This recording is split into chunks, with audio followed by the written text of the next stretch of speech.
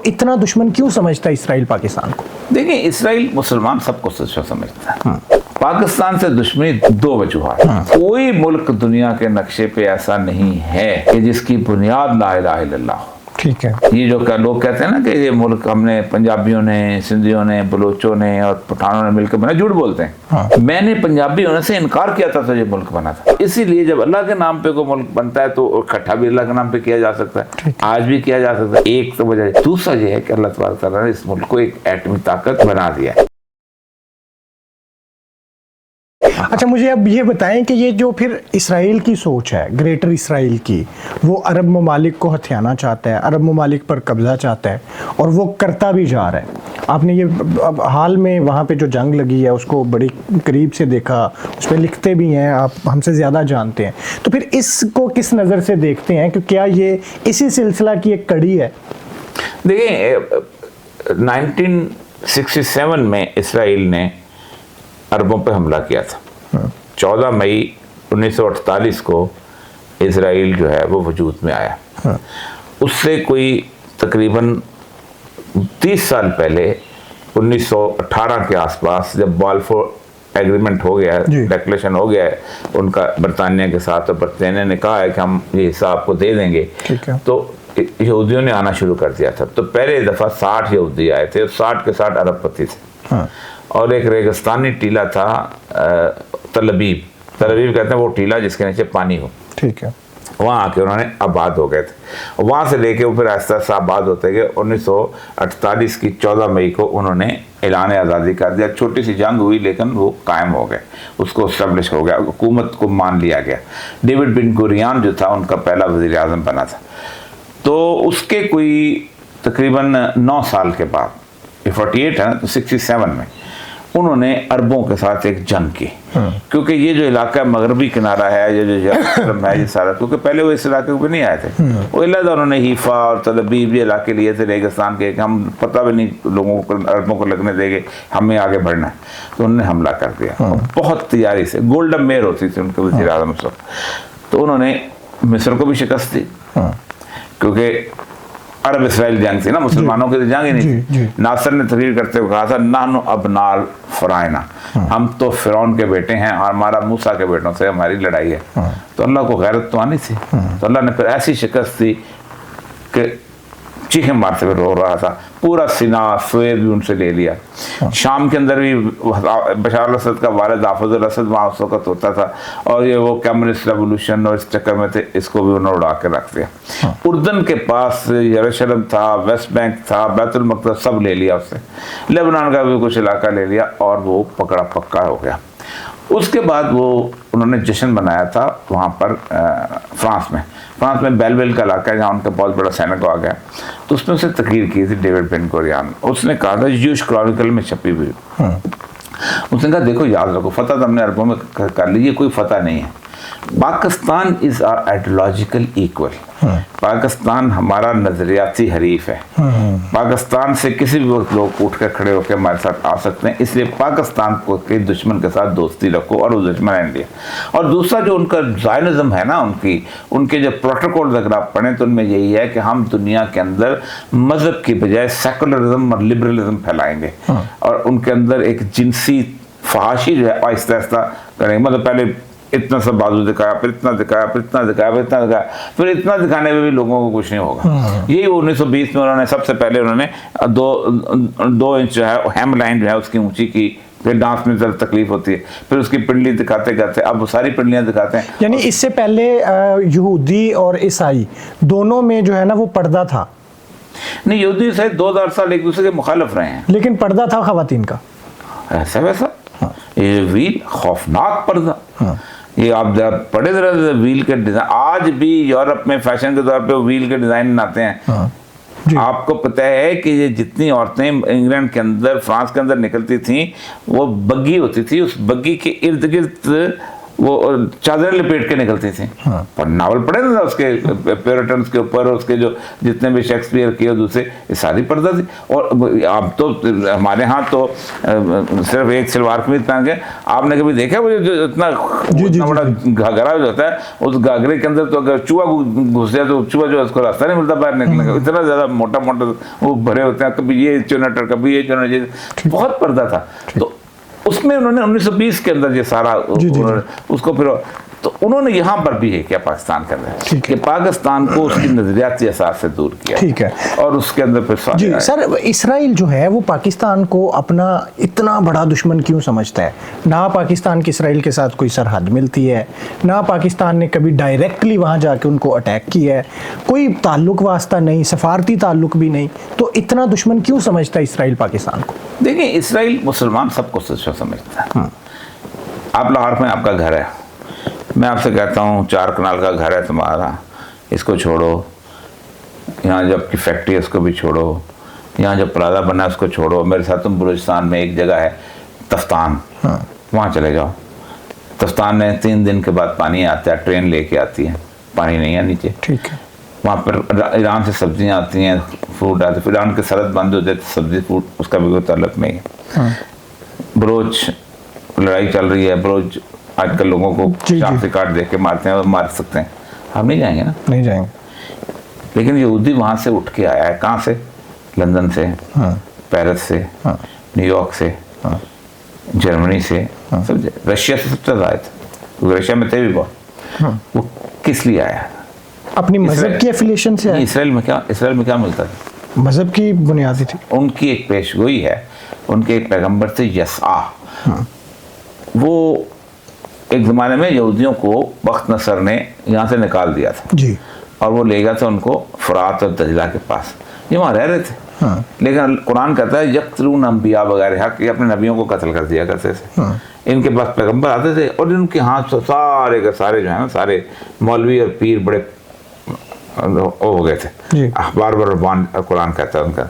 तो उनके एक वैसा पैगंबर ने एक पेशगोई की आके कि तुम अब वापस चले जाओगे, ठीक है, एक, और दूसरा तुम्हारे दरमियान एक मसीहा पैदा होगा जो कि आलमी हुकूमत पैदा बनाएगा पूरी दुनिया के ऊपर। उसके ऊपर हुआ ये कि इन्होंने उस पैगंबर को आली से तबाह कर दी, क्योंकि वो कहते हैं ये कैसे हो गया, हम यहाँ बैठे हुए हैं, फुरात है, दजला है, ज़बरदस्त सरजमीन है, क्या बात है। अब इराक की जो दजला फुरात तो दुनिया की सबसे मेसोपोटामियन सिविलाइजेशन, हैंगिंग गार्डन और बेबीलोनिया वाली सिविलाइजेशन, वो इतने में ईरान से साइरस से ज़्यादा मोटा उसने और फतह किया, बाबल की सल्तनत भी ख़त्म की, नमरूदों की, इनको उठा, तुम यहाँ क्या कर, वापस जाओ, कान से पकड़ के इनको वापस भेज दिया। वहाँ जब हुए तो इन्होंने कहा एक तो पेशगोई पूरी हो गई, ये क्या हो गया। तो अल्लाह ने हज़रत ईसा अलैहिस्सलाम को वो निशानियाँ दे के भेजा जो आदम अलैहिस्सलाम से लेके नबी अकरम सल्लल्लाहु अलैहि वसल्लम किसी नबी को भी नहीं थी। आप बगैर माँ के बाप के पैदा हुए और आपको पालने में अल्लाह ने इख्तियार दिया, बोलो। उन्होंने कहा ये तो तोहमत लगा दी कि ये तो वल्द ज़ना है, नाउज़ुबिल्लाह। फिर आपको अंधे को से हाथ फेरते थे, आंखें बीना हो जाता, फिर कोड़ी के ऊपर हाथ फेरते थे, वो ठीक हो जाता था, फिर किसी कब्र पे खड़े हो कहते थे कुम बेजना, वो जिंदा हो जाता। तो उन्होंने इसलिए भेजी थी कि ये सारे, क्योंकि तमाम पैगंबर जो है मुशरिकीन के खिलाफ आए हैं जी। हजरत ईसा आए मौलवी और पीरों के खिलाफ, तो ये तगड़े हो गए थे बहुत, ये कहते हम किसी हम। तो हजरत इन्होंने कहा कि अब एक ही रास्ता है कि इस शख्स को सलीब चढ़ा दी जाए और ताकि साबित हो जाएगा कि ये वो पैगंबर नहीं है जिसने आलमी हुकूमत कायम करनी, हमारा मसीहा कोई आएगा तो जो भी आएगा। तो उन्होंने उनको यहूदियों उनके साथ मिलके, जो उसके था रोमन एम्पायर का गवर्नर था, उससे मिलकर उनको फांसी दिलवाई। तो 560 साल तक यहूदी और ईसाई दोनों ये इन पे ईमान रखते थे कि हज़रत ईसा को फांसी हो चुकी है, सलीब हो चुकी है, वो ऊपर चले गए। वो कुरान ने आगे राज खोला कि नहीं, वापस आएंगे दोबारा, बेशक, और वही मसीहा होगा जो आके हुकूमत कायम करेगा। अब ये अपने मसीहा के इंतजार कर रहे हैं, इसीलिए वो मदीना भी गए थे कि खजूरों के बाग के अंदर वो हमारा नबी आएगा और ये होगा, तो इसलिए मदीना में जाके बैठे हुए थे, खैबर में बस्तियां बनाई हुई थी, सब कुछ किया। तो अब ये इसलिए गए हुए हैं, और वो किस लिए गए हैं, वो लड़ने आए हैं। किससे लड़ने आए? हमसे लड़ने हैं। वो पाकिस्तान हो या मलेशिया हो या उर्दन हो या ट्यूनिस हो या मराकश, पाकिस्तान से दुश्मनी 2 वजूहात से। कोई मुल्क दुनिया के नक्शे पे ऐसा नहीं है कि जिसकी बुनियाद ला इलाहा इल्लल्लाह हो। ठीक है। ये जो लोग कहते हैं ना कि ये मुल्क हमने पंजाबियों ने, सिंधियों ने, बलोचों ने और पठानों ने मिलकर बना, झूठ बोलते हैं। हाँ। मैंने पंजाबी होने से इनकार किया था तो ये मुल्क बना था। हाँ। मैंने कहा था मैं मोहम्मद हुसैन चीमा हूँ, ये अर्जन दास चीमा है। हाँ। मैं साग एक तरह का खाता हूँ, मैं बंगड़ा एक तरह का डालता हूँ, मैं हीर एक तरह के खाता हूँ, मैं सब कुछ एक तरह का करता हूँ, लेकिन मेरा भाई नहीं है क्योंकि ला इलाहा इल्लल्लाह मोहम्मद रसूलुल्लाह नहीं पढ़ता। हाँ। तो एक इसी तरह सिंधियों के, वरना 2 करोड़ पंजाबी अभी आज भी वहाँ पर है, इस तरह सिंधियों के यहाँ भी उनके कोई 25-30 लाख सिंधी वहाँ बैठे हैं, बलोचों के 40 लाख बलोच वहाँ बैठे हैं, पठानों का तो अपना मुल्क था अफगानिस्तान। तो हमने अल्लाह के नाम, इसीलिए जब अल्लाह के नाम पे कोई मुल्क बनता है तो इकट्ठा भी अल्लाह के नाम पे किया जा सकता है, आज भी किया जा सकता है। एक तो वजह, दूसरा ये है कि अल्लाह तबारक तआला ने इस मुल्क को एक एटमी ताकत दे दिए, बना दिया है, और एटमी ताकत जो है उसके साथ झगड़ना को आसान काम है। तो इजराइल की अब पूरी कोशिश यही है कि हमारे दुश्मन का इत्तेहाद। 2014 में मोदी के बरसरेदार आने के बाद उन्होंने दोबारा इसके अब देखिए 1992 तक तो इसराइल को तस्लीम ही नहीं किया था ना इंडिया। जी जी। नेहरू था, वो नहीं मानता था। नेहरू के बाद फिर जब 92 के अंदर रशिया ही चला गया, जब सारे कम्युनिस्टों का भी खुदा जो है अमेरिका बन गया, सब उसी खाते में आ गए, तो फिर इनका भी खुदा अमेरिका बन गया। तो पहले तो कम्युनिस्ट रशिया के साथ थे। इंडिया और रशिया के दरमियान ताल्लुकात क्यों खराब हुए, या उस तरह के क्यों ना रहे? खत्म हो गया ना। दुनिया में 1992 तक 2 बड़ी ताकतें थी आलमी जी। एक थी अमेरिका और एक थी रूस। ठीक है। रूस बना था 1917 में बाल्शेविक रेवोल्यूशन आया, और उस रूस के अंदर रूस चाहता था कि दुनिया पूरी के अंदर मजदूरों की बादशाह कायम की जाए। अमेरिका और यूरोप के मालिक कहते कि नहीं, सरमायादाराना निज़ाम जो है वो बेहतर है, जमहूरियत है, ये तो किसी एक मुल्क में जाना था। पाकिस्तान ने चुन लिया अमेरिका, इंडिया ने चुन लिया रूस।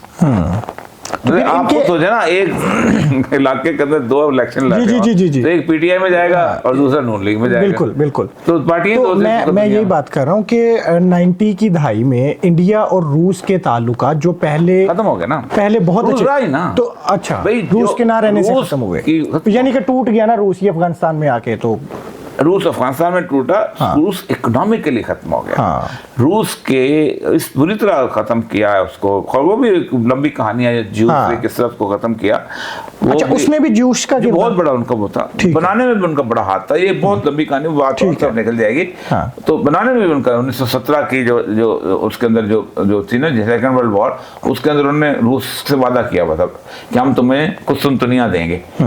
तो जैसे वो जब यूक्रेन ले लो, वो यूक्रेन पहुंच गया, उन्होंने कहा वो तो जो हो ये तो पहुंच गया, देना पड़ जाएगा। फिर इन्होंने वापस उसको भेजा, बोल्शेविक रेवोल्यूशन आया, और वो लेनिन ने आके कहा था हम तो लड़ते नहीं, ये जंग से निकल गए। ठीक है। लेकिन ये जो रूस टूटा है ना, ये फिर किसी की मदद के, खुद उनकी एयर होस्टेसेस जो थी पाकिस्तान जैसे मुल्क में डब रोटी के वजह जिस्म बेचा करती थी। मतलब ये हालत हो गई थी, इतनी बुरी हालत हो गई थी आलमी ताकत की।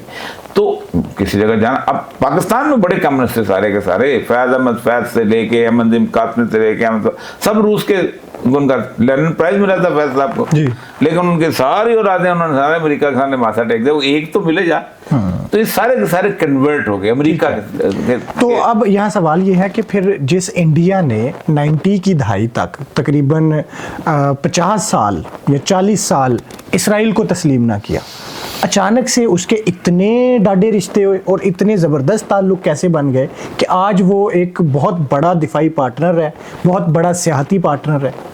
उसकी एक बुनियादी वजह यह है कि बरसगीर पाक व हिंद में 1920 में एक मूवमेंट चली थी जिसका नाम था शुद्धि, और दूसरी मूवमेंट है संगठन। शुद्धि कहते थे कि इस बरसगीर पाक व हिंद में ये जो सरजमीन है ना, ये हिंदुओं के लिए है, और इस सरजमीन के अंदर सिर्फ हिंदुओं को रहने का हक हासिल है। इसलिए जो यहाँ की लोकल्स आते हैं, जैसे जाट है, जैसे गुज्जर हैं, जैसे राजपूत हैं, इनको वापस हिंदू बनाना चाहिए, बेशक और ईसाई हो गए मुसलमान। और दूसरा उनका ये है घर वापसी की तहरीक। क्या ये जो हिंदुत्व सोच है, उसी के पास पैदा।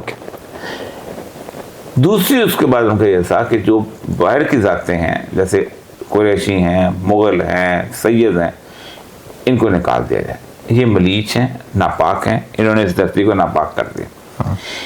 उसके बाद इन्होंने एक और ऑर्गेनाइजेशन बनाई थी, संगठन, वो आर्म्ड थी कि जो नहीं मानता उसको जबरदस्ती करो। इसकी कोख से एक बंदा पैदा हुआ था, एक पैदा हुई थी हिंदू महासभा, जिसमें उन्होंने एक जैसे पार्लियामेंट होती थी, हिंदुओं की पार्लियामेंट बनाई। उसके अंदर एक आदमी आया था जिसका नाम था सावरकर। सावरकर ने एक किताब लिखी थी, हिंदुत्व।